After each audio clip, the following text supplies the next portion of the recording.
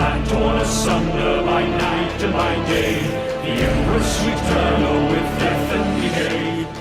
Welcome to another interview here on Celestial Heavens. My name is Maximilian and I'm here with Carl from Lavapotion. Yep. So, who are you and what is it that you do? I work at Lavapotion as a game designer. Yeah. And we're working on our new game, Songs of Conquest, which I assume we're here to talk about. Yeah. I think I heard a bit about that game, right? So, could you tell us a bit about Lavapotion and the team? Sure. So we're a new company. We've been around only for this game. So we started up making this game, and we were kind of looking around for interest, and then we found Coffee Stain, who's like our parent company. Yeah.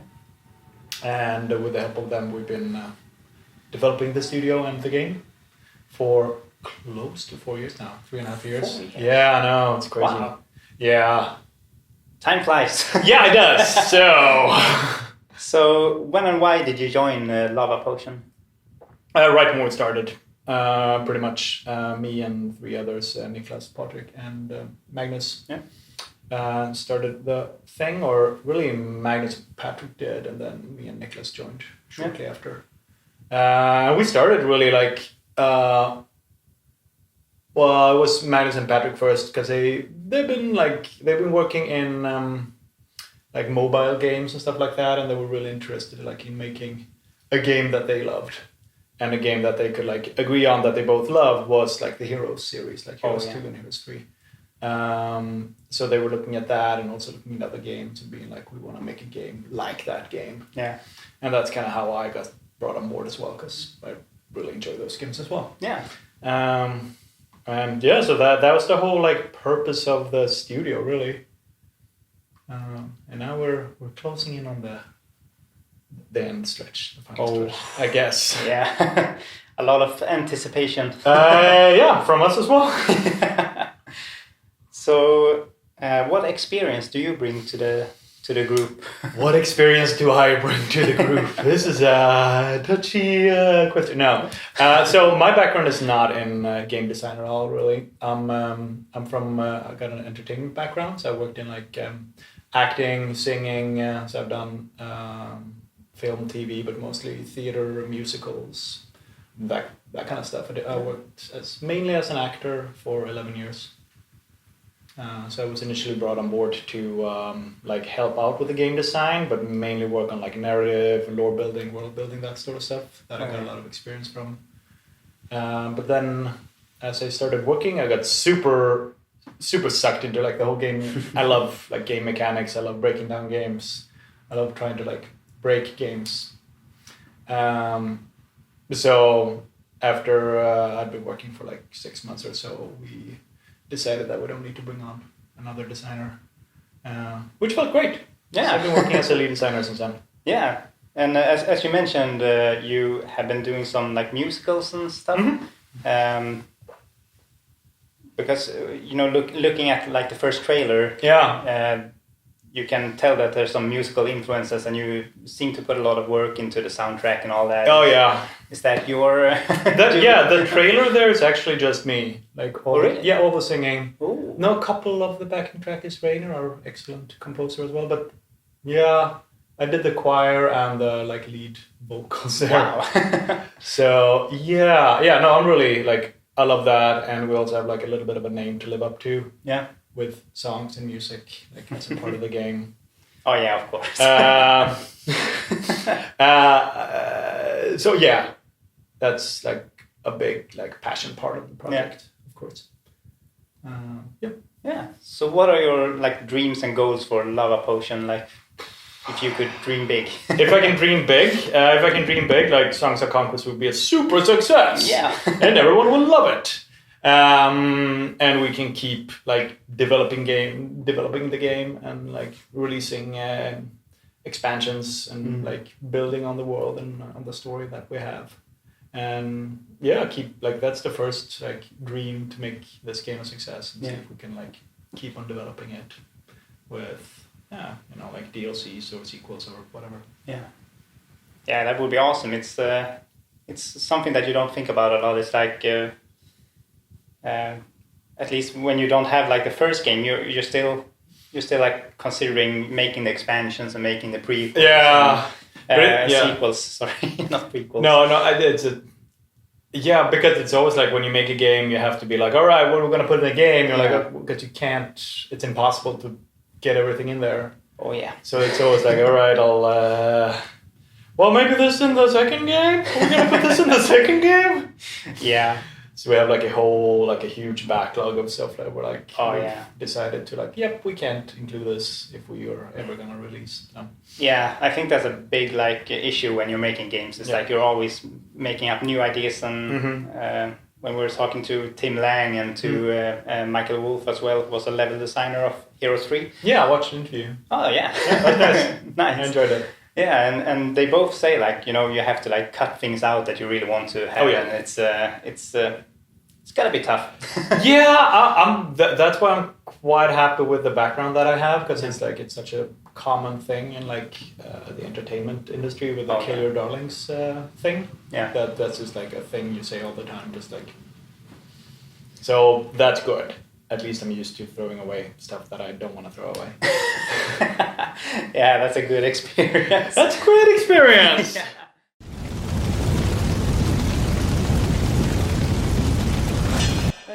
So you're currently developing the game Songs of Conquest. Yeah. How would you introduce the game to someone who maybe hasn't looked into it? Like, how would I describe it to someone? Yeah.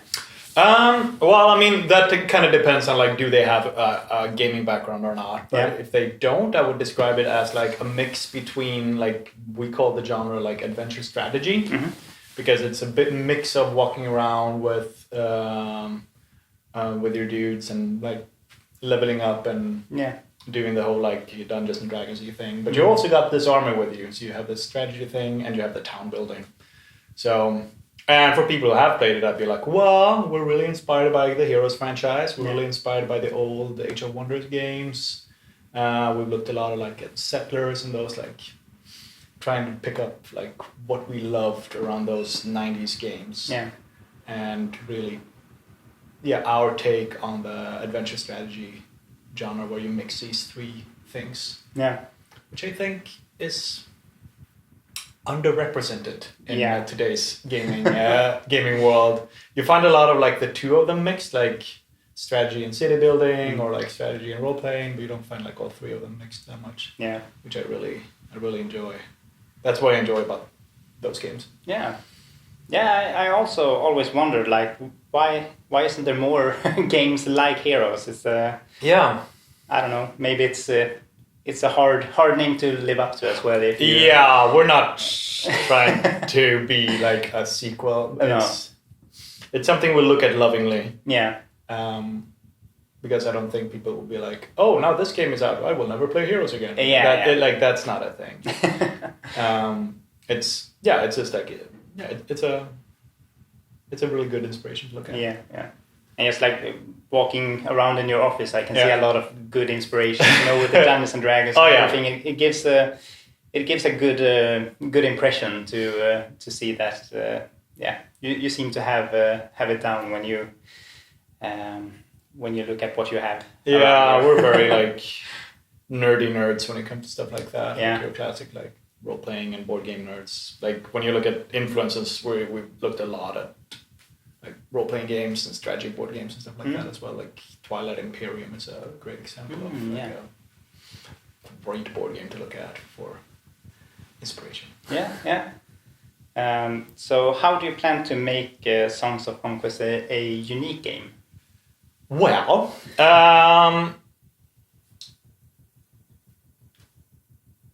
that's a tricky question to answer.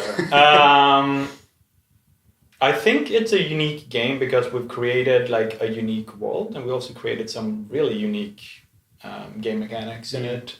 Inspired. Some of them are just like plain inspired from other games, and some of them are just like the solution to problems that we've seen that we didn't really like in other games, and trying to solve that with other kind of mechanics. So like making the problem into something fun instead of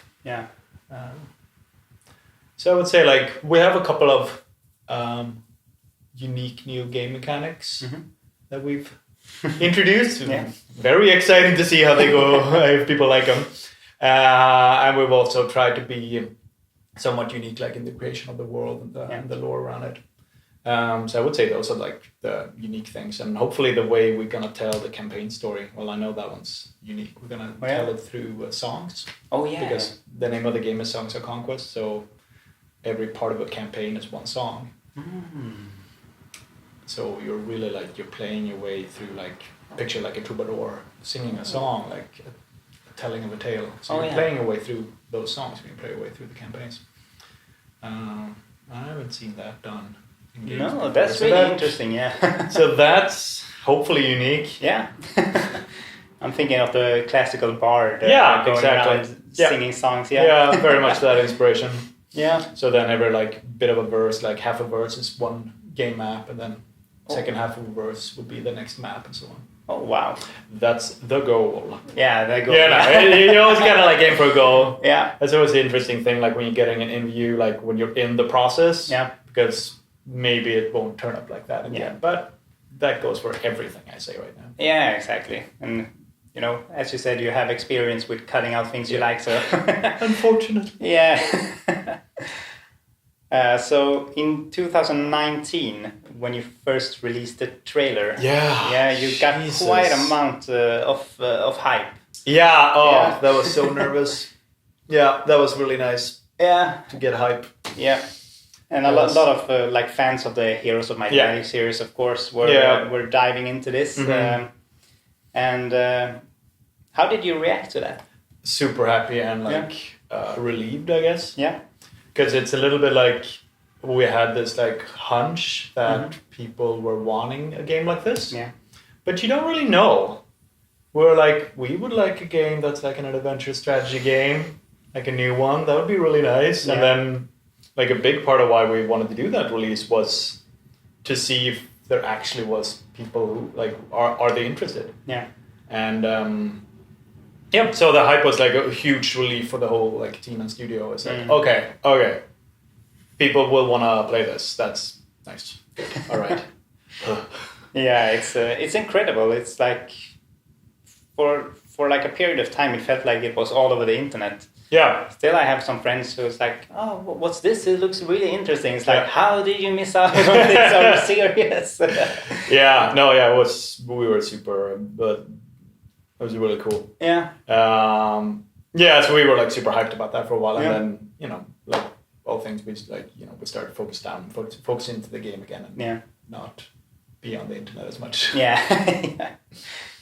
So do you feel like a pressure that you have to live up to this hype, or is it just like just go on? I mean, yes and no. I mean, of course, there's always like a pressure that you want to live up the hype, but it's more like not. I don't feel like it's a pressure to live up to the hype. It's more like I want to deliver on the expectations that we set. Yeah. That we're saying like this game will be this game will be that. I want us to be able to deliver on those expectations. Yeah. And people will have different expectations. That's always the thing. Like when you compare a game to like a really beloved game, people have different like. I can ask someone who played like say Heroes 2 a lot, and they're like, "This is what I loved about it." And you're like, "Oh, really? That's interesting."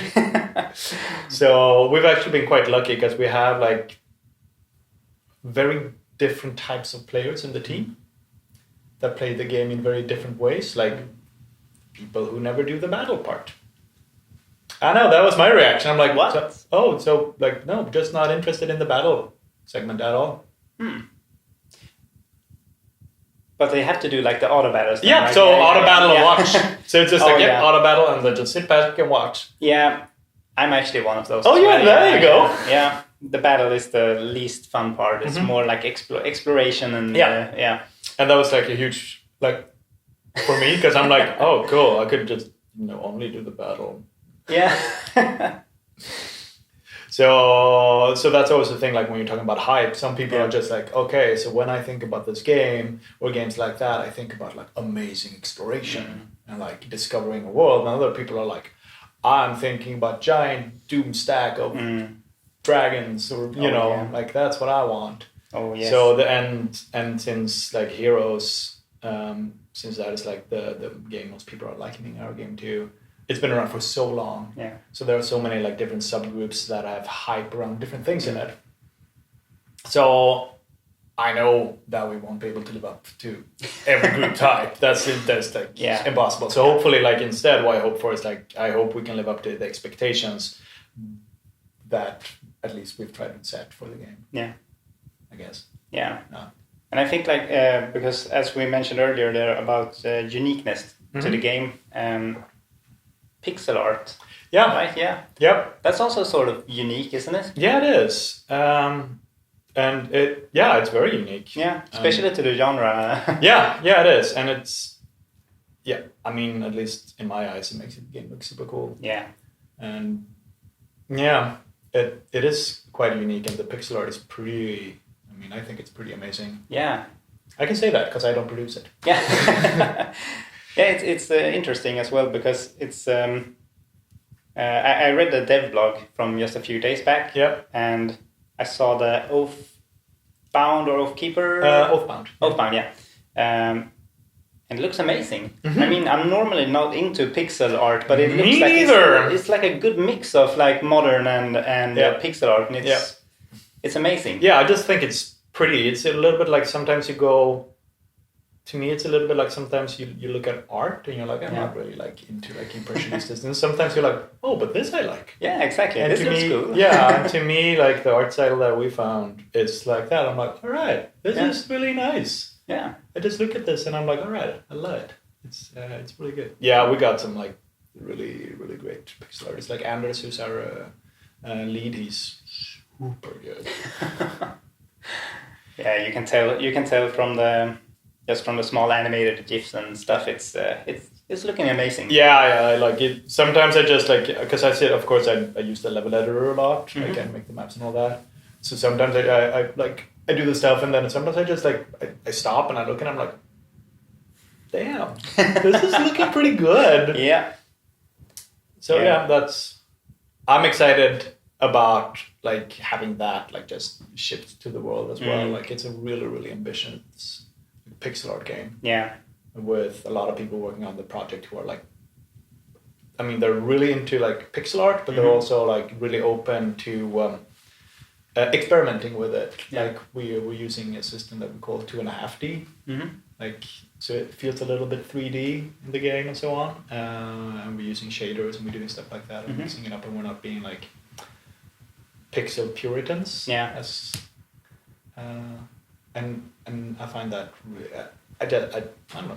I think it's really cool, and I admire our artists a lot. They're really good. Yeah, it really. I think it like speaks to both like older players who isn't like into the fancy modern graphics. It's a really good mix. I was also thinking for those who don't follow the dev blog, it kind of looks like it's been kind of silent. Yeah. It's been mostly soundtracks on the YouTube. Yeah, I know. It's all the like when you start working. Like we've been through a lot of like remakes. Yeah. Like we've been reworking the whole like battle part of the game. Mm-hmm. Pretty much we started reworking it in like the end of 2019.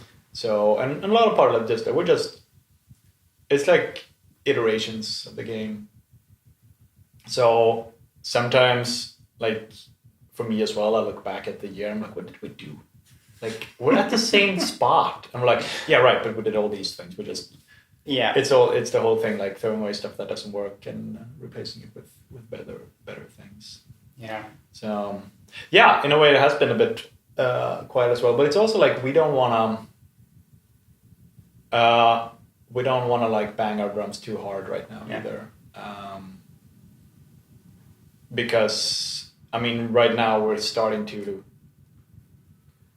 nailing things down and being like, yep, this for 100%, it's going to be like that. It's 100%, it's going to be like that. And then you can start being a bit more like pushing it out to the public as well. But for now, we're really content with like the following that we have and the people who read the dev blog and so on. It's like it's on a level that we feel quite comfortable with, and we don't really we're not in a place where we wanna like push out videos and push out content yet.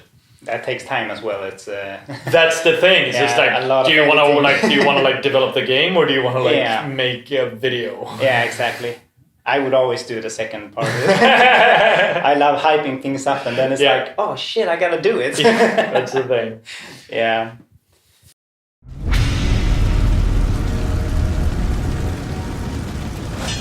Okay, so let's go a little bit more in depth on Songs of Conquest. Sure. What sort of factions can we expect? So there are 4 factions right now. Mm-hmm. So we have Orleans, which is they're very based on like French and English, like that war. Like you get your knights and your peasants and so on. And a part of that faction is also like the Fae, who are very much inspired by the English folklore. Mm-hmm. And then we have the Barony of Loth, who's your undead faction, with cultists and so on. I don't know how much I should go into. Like a lot of the factions, like this. I was like, when you asked the question, I'm like, yeah, right. And then I'm like, okay, how much should I? Because a lot of their story you experience through playing the campaign. So every campaign is actually the telling of how that faction came to be. Ooh. So, like, when you play through the campaign, at the end of the campaign, you have the complete faction as it is if you would play skirmish. Mm-hmm. So playing the campaigns gives you the story of why are they like this? Why do they have these troops and so on. So that's I'm like, oh, they're this. Wait, I shouldn't give away spoilers. What are spoilers? So anyway, so we have Orleans. They're like your basic... well, not basic, but they're like your knights faction kind of thing. And then you have, as I said, Barony of Loth, which is sort of the undead faction. Mm-hmm. They want to bring back the Empress of Aurelia, who's an old ruler of the Empire of Aurelia. I think I saw some art on that, right? I think on the website, Yeah. It seems likely. Yeah, I think so. And then you have Baria, who they're like a mix between the Landsknecht in the German like mercenaries, and say Arabian Nights, and a little bit like invention gunpowdery. So you got like a little bit of inventors, you got some guns, you got the whole Persian Empire before the Mongols thing. Mixed in with the mercenary feel of the Landsknecht. Mm-hmm. So we've always been looking at like what kind of stuff can we mix to make it interesting. Yeah. At least for Orleans and Baria. And then we have Rana, who's our brave frog people from the swamps. Those guys. Yeah, those guys. They're like little happy frogs. Oh yeah. Once we do them. Yeah. I'm having a hard time imagining how dangerous they can be. Well, they got these like sharp, pointy sticks, but they can also like put like dangerous crab claws on their sharp, pointy sticks. So they're pretty badass. Yeah, cute but badass. Yes, super badass. Well, they got their own story, and they're my favorite faction. They're like a little baby, but I don't want to tell you too much about them because of the spoilers. Yeah, let's hope you don't have to cut them out. Oh, shit. No. That would be horrible. Yeah. So how did you settle upon these factions? Well, we actually started out the game with like 10 factions. And then we've been like narrowing it down and trying to like get like a mix between the factions that people kind of expect to play and the mix of the factions that we were really excited to like introduce in this world. And then we have like a whole bunch of factions kind of lined up in the backlog to see if we do anything with them or not. Right now they're just sort of part of the lore, and part of the telling of the lore and part of the world like that. But they're not like in the places where the player will be. Yeah. And we'll see what we do about that. And so DLCs. Yeah, something like that. We'll see. It was kind of hard to like.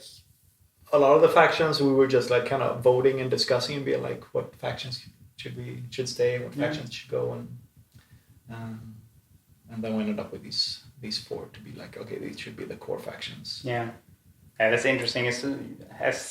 Another thing is like how should you be able to choose from 10 factions and narrow it down to 4? It's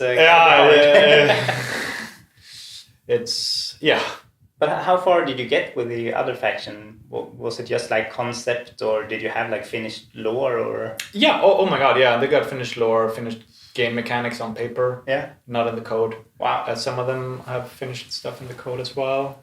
But it's that's the thing about like making, a game that you want to feel and look really good. Like it's a lot of work to get it up to the level where you want it to be. So you can't just be like, let's put in another one. Yeah, those others are sort of finished, Yeah, so they're really like, they're pretty done like that, but on paper. Oh. Yeah. Okay. And we've been told earlier that it's a turn-based game. Yep. Right? Yeah. You will have the turn-based system. You will have towns, resources as well. Yep. Also, a lot of similarities to the good old Heroes days. Games. Yeah. Absolutely. Will you make other uses of the resources and the built-in types then? Yeah, we will. You'll have in our game you'll have like 3 basic resources like stone, lumber, and gold, and then we'll have 3 exotic resources. And the exotic resources represent like a specific branch of every faction, so to speak. So in our towns, you'll have building sites, and you can build whatever you want on these building sites, and they'll be like small, medium, and large. And if you're a Settlers player, you'll recognize the setup. But they'll be like on set specific places, and as you upgrade your town, you unlock more building sites. So like on town tier 3, you unlock your first large building site. And on the large building sites, you can build research. You can build like a research place. And every research place is based around one exotic resource. So say, for instance, if you're playing early on and you find a lot of celestial ore, when you go out exploring, you find a celestial ore mine, or maybe just find a lot of pickups that are celestial ore. Once you reach town tier 3, you're like, hey, I got a lot of celestial ore. I should build the research that's focused around that, which would be the research that's focused around upgrading your like knightly units. And then you can, then you focus on that. So depending a little bit on like what kind of pickups you get and what kind of mines you get, at least like in the early to mid parts of the game, that'll really determine like what kind of builds you do and what kind of troops and resources you can do. So will there be like alternate upgrades and? No, but they'll be like in different similar upgrades for some stuff, but they'll be like focused on different kind of troops. And they'll be like in 3 different research things, and on top of that, every faction also has like the end tier unit will also be like on a large building site. So you're gonna have to, once you're a little bit more of an advanced player, you're gonna have to be like, okay, I'm playing on a map where I have access to 3 large building sites before I can beat my opponent, kind of thing. Oh yeah. So then you go, okay, what should those be? Maybe I should focus up and unlock my end tier unit, and then on the last 2 I'll just be producing end tier units, or maybe I just want the 3 research and I don't want the end tier unit, or stuff like that. Yeah, seems to be more unique mechanics. Yeah, I think so, at least. So that's exciting. Yeah. Around resources, I've always enjoyed choices, and sometimes I enjoy when choices get a little bit pushed on me. Like we still have marketplaces and stuff like that. You can always like, no, but I want this and I'll do that. So, but yeah, so when you like make a level, you can set up like random mine. You don't know, every time you play the map, it might be a different mine there. Oh. Which might give you access to different research in the early to mid game. So sounds like you've been thinking a lot about replayability. Yeah, That's important. And also like exploration and finding out like where am I at in the game this time around and so on. And I mean we've also, because we're making a level editor that will be hopefully when we release it, otherwise shortly after available for players. And then we want people to be able to build maps for very different play styles. Maybe you can build a map that's just focused on like a 20-minute game. We can build a map that's focused on like a 12-hour long story game.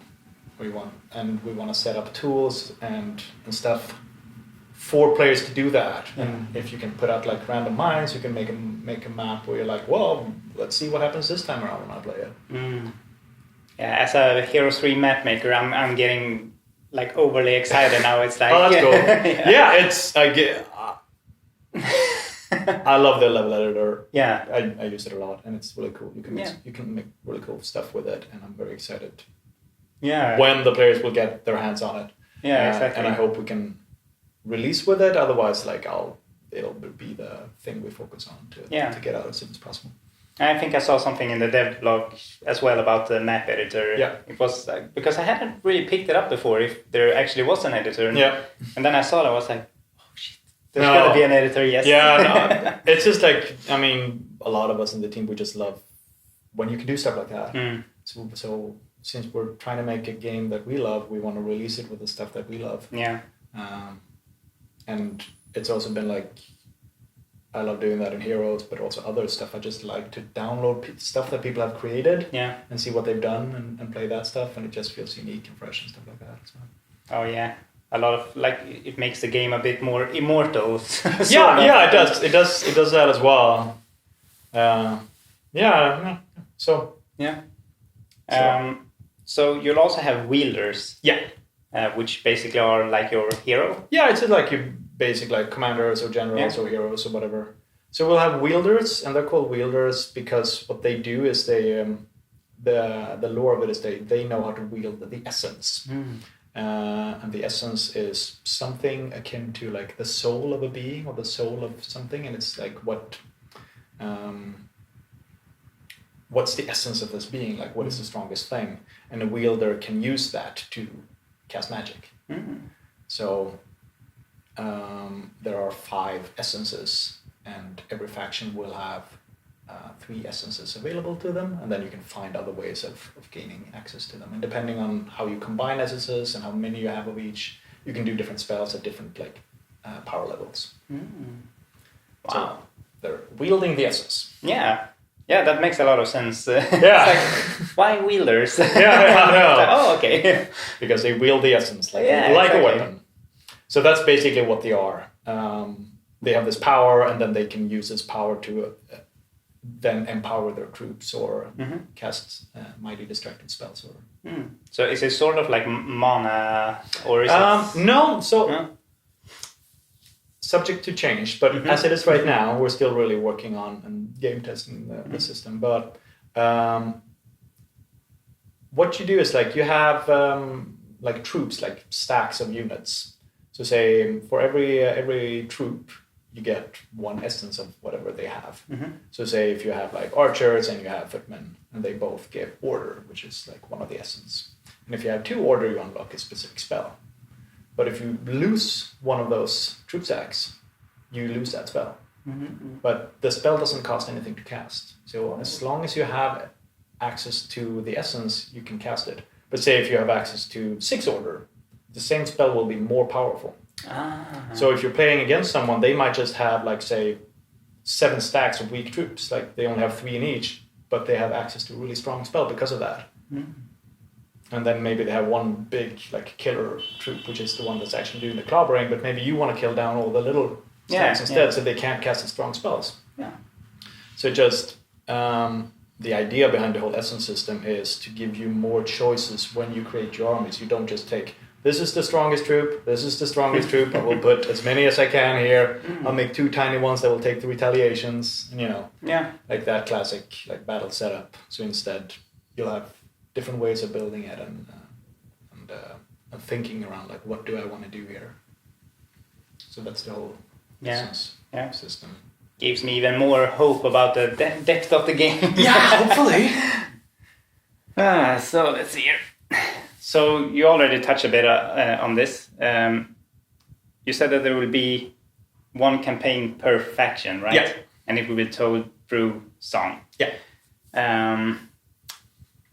will there also be like single scenarios or like? Yeah, well, I regular mean, maps? we'll release with some skirmish maps for Yeah. sure. Yeah. Because it would be weird not to do it. I don't know how many, to be honest. Yeah. Because we want to release like nice ones. Yeah. But I mean, we'll release with some, and a little bit depending on if we release with the editor or not. Mm-hmm. If we release with a level editor, we won't feel as much pressure to release with a lot of skirmish maps. But if we don't release with an editor, I think we'll try and release with more, so people have more stuff to play. But if we release with the editor, I'm pretty convinced there will be maps. Yeah, there will be. I hope so. I will make at least one, I promise. There we go. So at least one more. Yeah. Okay, so you will have single scenarios as well. Yeah. Let's see here. This was actually a question from the community. Okay. So I'm just going to read it here.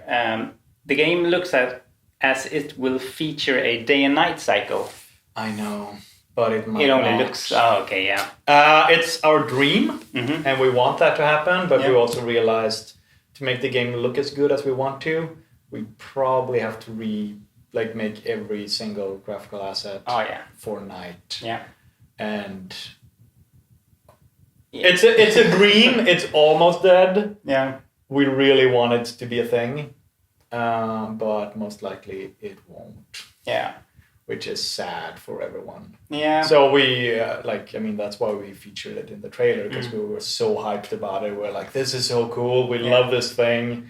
And then as you keep developing the game, you realize like, okay, we got to cut some stuff. Like, what's a big time-consuming chunk we can cut? And it's like, it's this one. Yeah. We had some really cool mechanics set up around it that we wanted to use, but it's... You can't have everything. DLC. DLC! Maybe. Or expansion, I mean. Night DLC! Yeah, night DLC. There will be vampires. So, in the trailer, you can see... That's also a thing that we really wanted. We wanted there to be big global spells. You could create Eternal Night. That's what the spell that you see in the trailer was this thing called Eternal Night thing. Like that wielder cast Eternal Night and just created darkness all the time everywhere, which would benefit some troops and be bad for other troops and so on. Yeah. But that dream had to die. Yeah. And now, of course, what we talked about before, living up to expectations. Now that, of course, is oh shit, we showed everyone we had that, and now we're not going to do it. They're going to hate us. It's... I mean... I don't know. I don't think it's that big of a deal in the end. I think a lot of players maybe think that, turning on night is basically just adding a layer of sort of darkness, and it's not really like that. I guess if you want to work it with shadows and everything, it's a little bit more advanced, it was if we wanted it the way we wanted it, it was quite time consuming. Unfortunately, if we had no houses and no fires, then it would be easier, because then it would just be dark. Mm-hmm. Yeah. So is there anything else that you could tell us about the editor? Well, the hope and the dream, and I think I really think we'll release with this, because that's we want to release the editor with the power to do pretty much what I'm doing, when I'm creating the maps, meaning you'll have the power to create dialogue, you'll have the power to create semi-scripted events. So you can actually tell a story through a map, and you could also be well, I've made these maps, there are 4 of them. They're like a campaign, played in that order. Yeah. So that's what we want to release with, so that people can actually use the editor to its full capacity. Yeah. And create these little just give them the same power that I have pretty much. That's what we're aiming for. We'll see. We'll see where we'll land. But I think so. Yeah. I think and hope so. Yeah, I hope so. But I mean, for sure, some sort of editor. Yeah. That would also be hard, if you have the day and night cycle. It's in the editor, it's turn on the day and night, turn on day and night. sounds kind of impossible in the end. Yeah, it would be super cool. Yeah. But we're still looking at a lot of effects like that, similar effects like that, like mood effects. So, I mean, the dream of night is not completely gone. It might still be there, but but then it would be more of a mood effect, not like an actual mechanical effect. Yeah. Yeah, and I think that's another thing, like just looking at the trailers, like a lot of like atmosphere. And I also think that's something that a lot of new games miss out on. And so that's also like a really good thing. Like, how do you intend to like keep that atmosphere up, and like how? I think, I mean, the way for us to keep that atmosphere up, we can only do it through the campaign, would be my say. Like, present it that way, and you want. I mean, we talk a lot about like visual storytelling. How can you present the game? But I think, I don't know. That's a tricky question. Yeah. I mean, atmosphere is all around like the graphical assets, but it's also around like your experience, because it's different to watch a trailer and the atmosphere. Yeah. Because then, I mean, we as trailer creators can just like, here's the atmosphere. Yeah. Enjoy. Yeah. Just watch it. But once you're playing it, you get a different atmosphere as well. Like, because you're experiencing it, you're affecting it and stuff like that. And then things that would be like create an awesome atmosphere in a trailer might not do much in the game, and the other way around as well. Yeah. So yeah. Still, I'll have my hopes up for a good atmosphere. Oh my God! We're like, so do I. Like, I'll give you a sneak peek later on, as I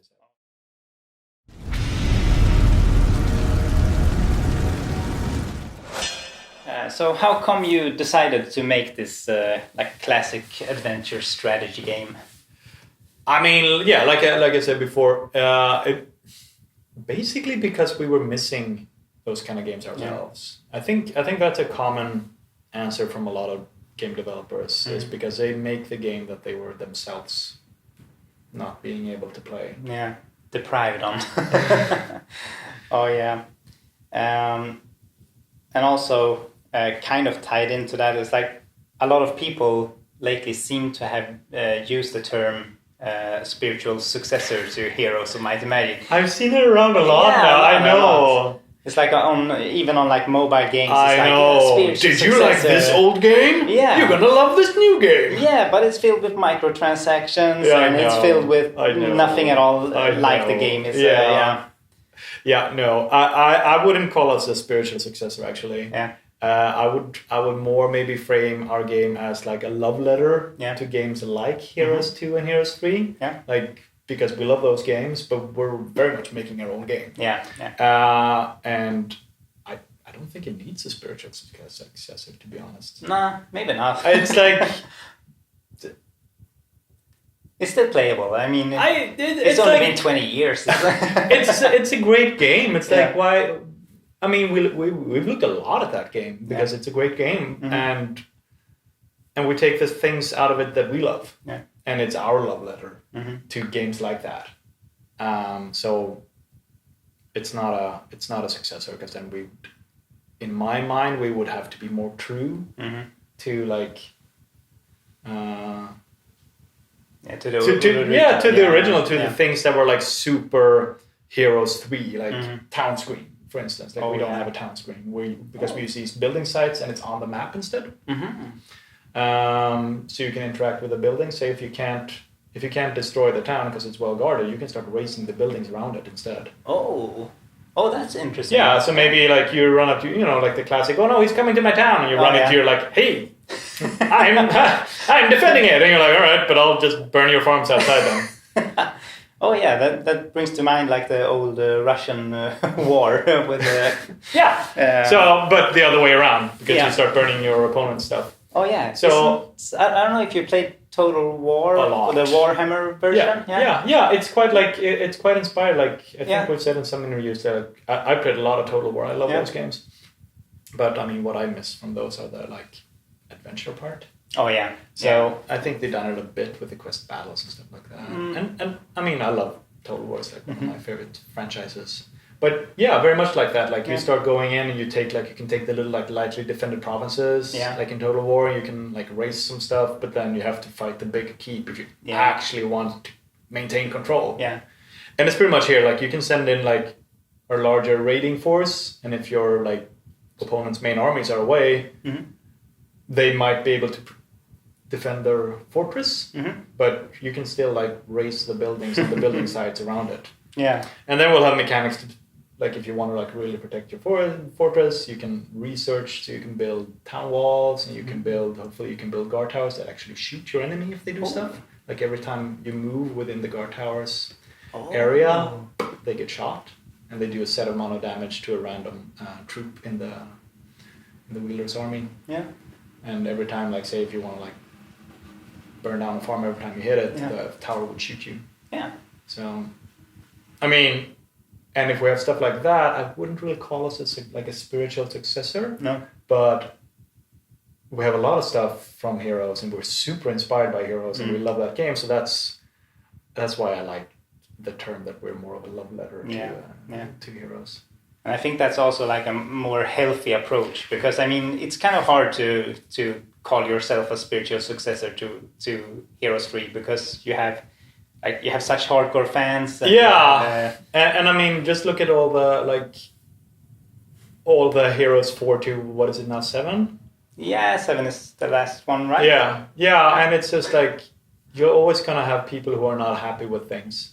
Yeah. Because that's what you get when you get hardcore fans, because they love these things, and then as a developer you get really like stuck in because you want to please the players. Yeah, exactly, and it's much better than to just make your own game. Yeah, much better. Yeah, and then I mean I hope every single person who loves Heroes will love our game. Yeah, and I think so.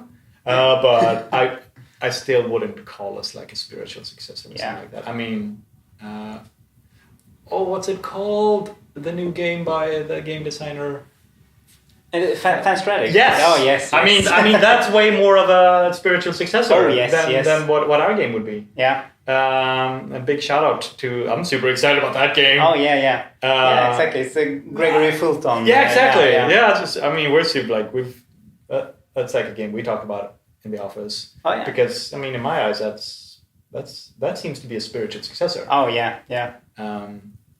And he also mentioned you guys. Yeah, we're really honored. Yeah. Actually, Magnus and him, they've got like a little conversation going on. They're talking. So that's nice. Yeah, I mean, that's so nice. I want more games in this genre. So yeah. It's really interesting. It seems almost like a little boom going on right now. It's like you have the mobile games, of course, which are what they are. They are what they are. Yeah, and even a anime version. I don't know if you've seen that. Era of Chaos. I've seen that. Yeah. I think Facebook got me figured out that I'm working on a game like this. So they're like, maybe you want to play all these games. Yeah, I did for a while. I was even like a community moderator for them. Oh, cool. And then one day I was like, I can't take this anymore. And I saw like recently that they even mixed in Assassin's Creed.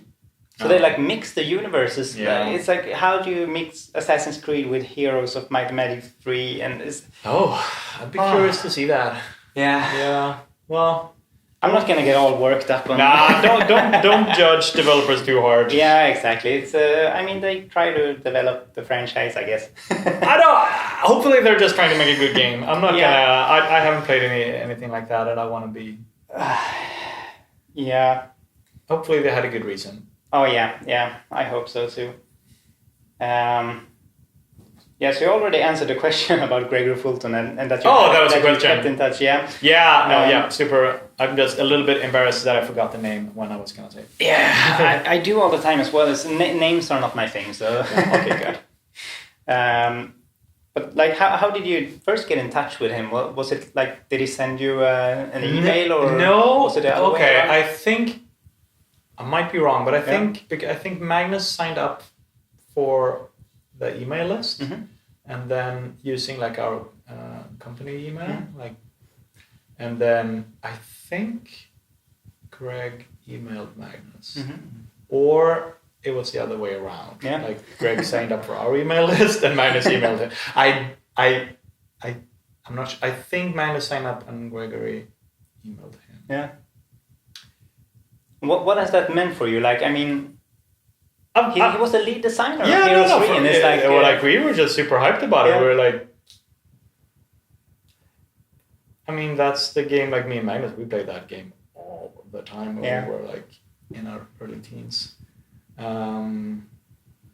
So it's like, you know, it's like a childhood hero being like, hey, I like what you got to do. And we're like, Really? That's exciting. Yeah, you get kind of starstruck. A little bit, yeah. Yeah, it's lucky that it's just email, you know, so you can be starstruck and be like a 14-year-old girl, and he won't notice. No. So if you look like at the gaming industry overall, mainly like comparing it to like say 20 years ago, like just the past decade or anything, what are your thoughts on like the changes that has been during these past 10 or 20 years? Oh, it's a deep question. Yeah, deep question. Well, I think there are a lot of good changes, and I think there are a bunch of bad changes that come as a result of the good changes. And I think one of the good changes is like gaming is it's a much, much bigger thing now. Like,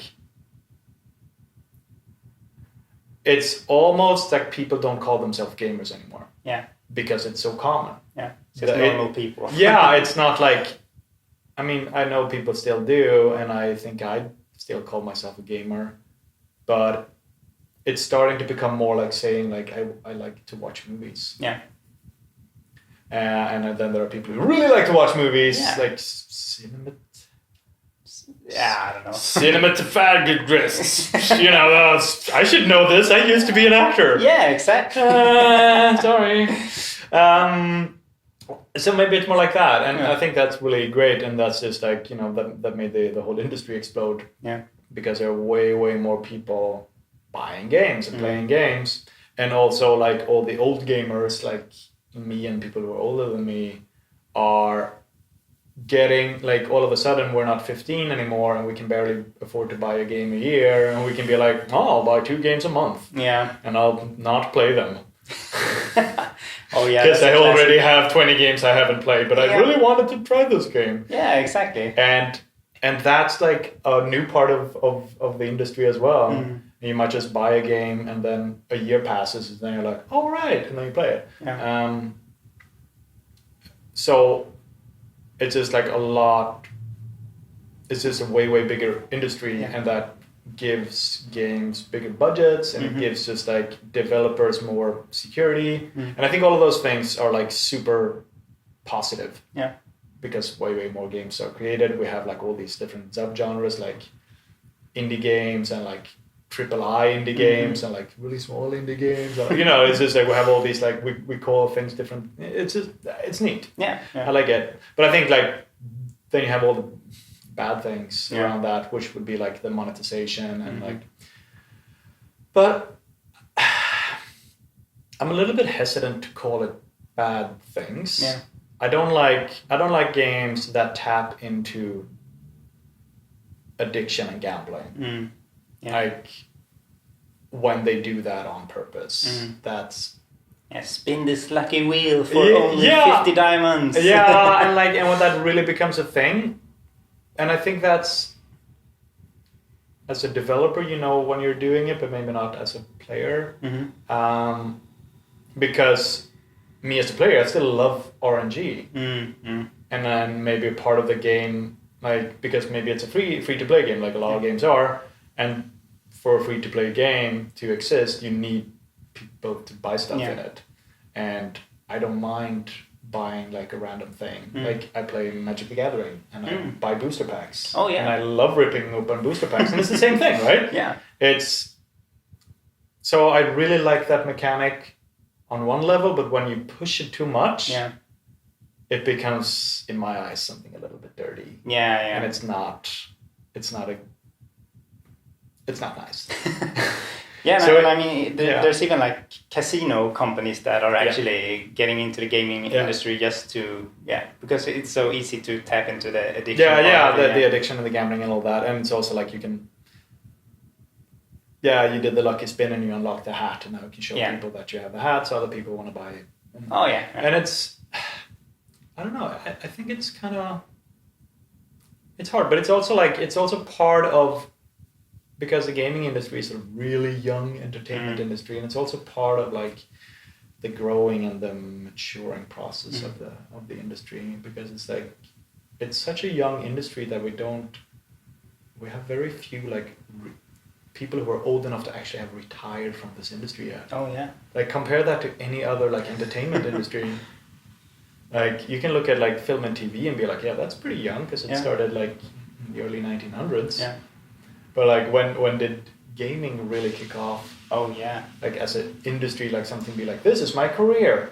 Like it's a very, very young industry, so it's a part of the evolution. I think so. And I think it's good and healthy that people express what they like and what they don't like about it, because the industry will adapt and learn, and hopefully this whole like, when you push the gambling thing too far, I think it's like a growing pains thing. I think it might always be there, but it's gonna go away from the bigger games. Yeah, I think so as well. And I mean, a lot of games have gone online.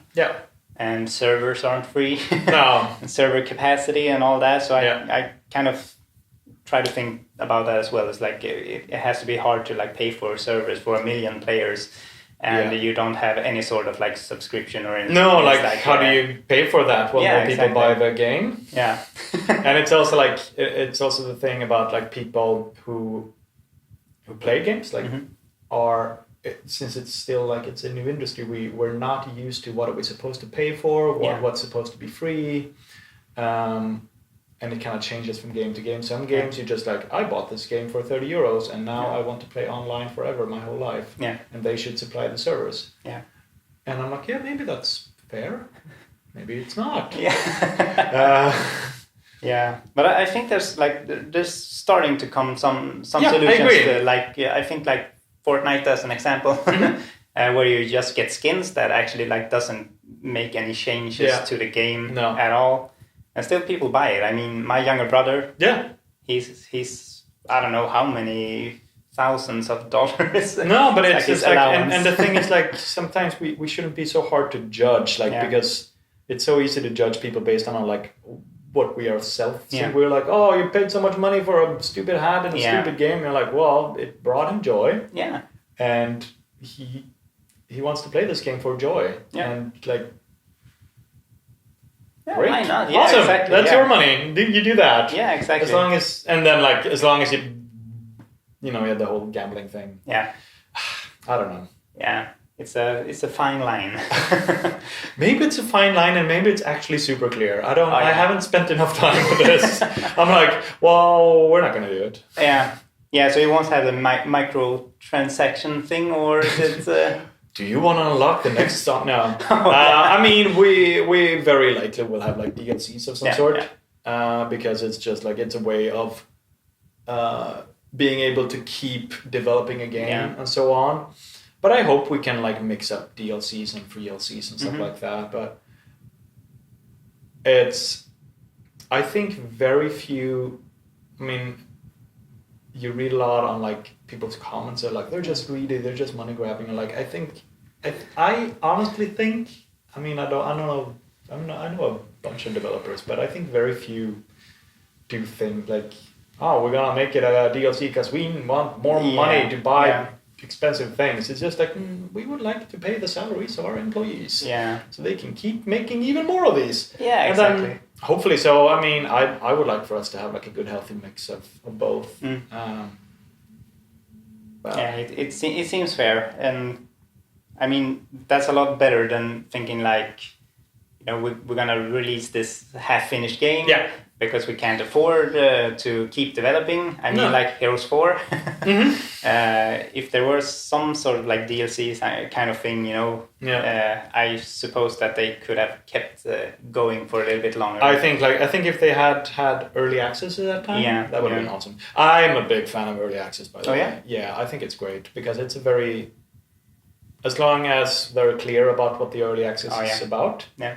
I think it's great for so many things. Like for smaller studios, it's a great way of being like, this is as far as we could get on our budget. Are people hyped? Will they like keep supporting us so we can like? And then the early access is about that. And for other like games and studios, it's like we really need a lot of people to play this game so we can balance it, and so on. Oh yeah, that's a tough one with the balancing. It's.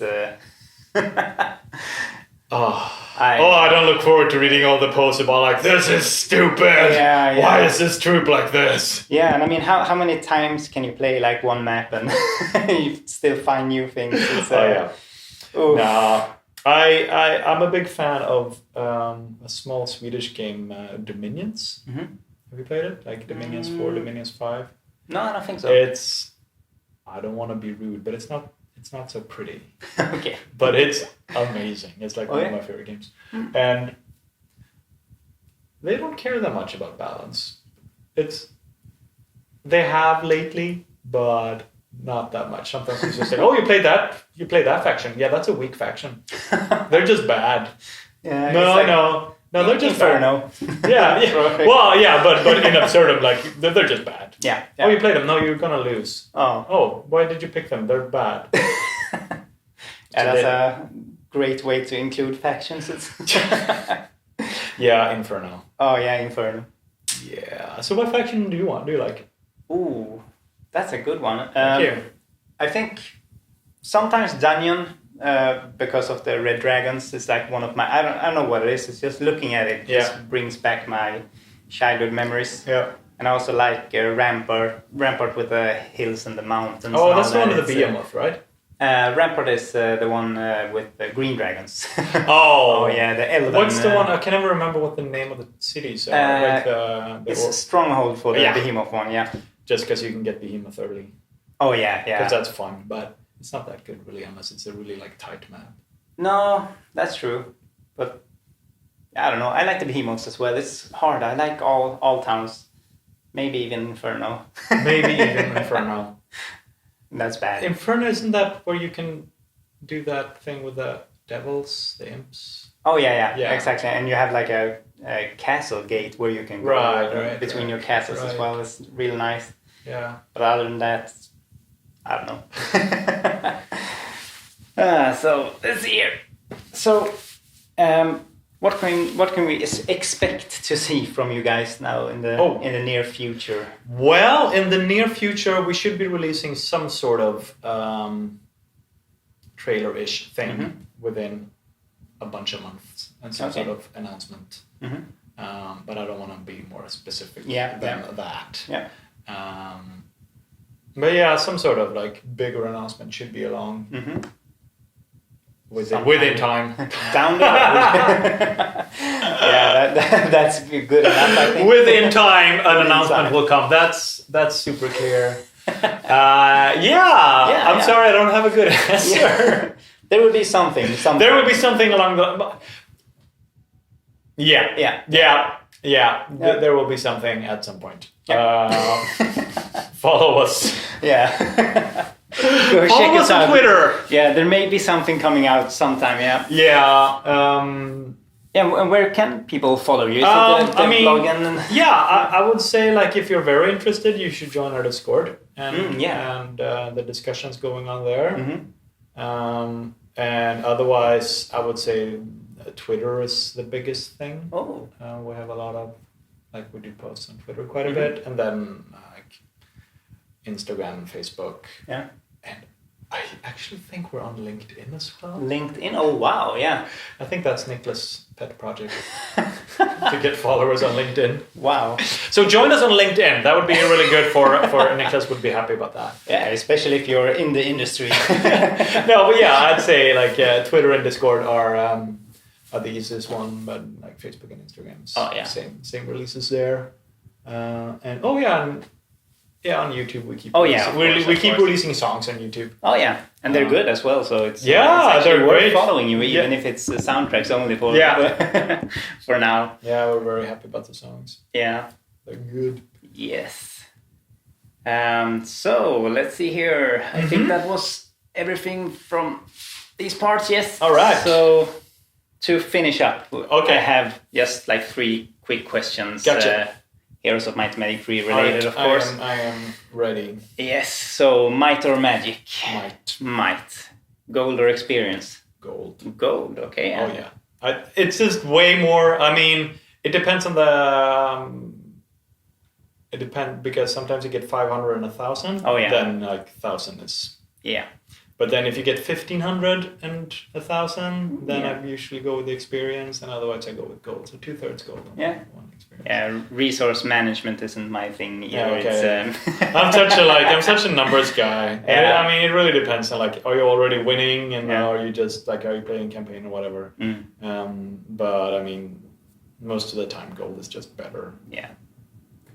And the last one then, Titans or Black Dragons? Oh, Titans. Titans. Yeah. Man, am I the only one who likes Black Dragons? No, they're fine, but I mean, Titans are better. Yeah. Well, maybe not just like, am I only fighting Black Dragons with my Titans, but in general, am I just, Titans. Yeah, Titans. Yeah. Very well then, yeah. Thank you so much for joining us. Yeah. It's a pleasure. And thanks for watching, I guess.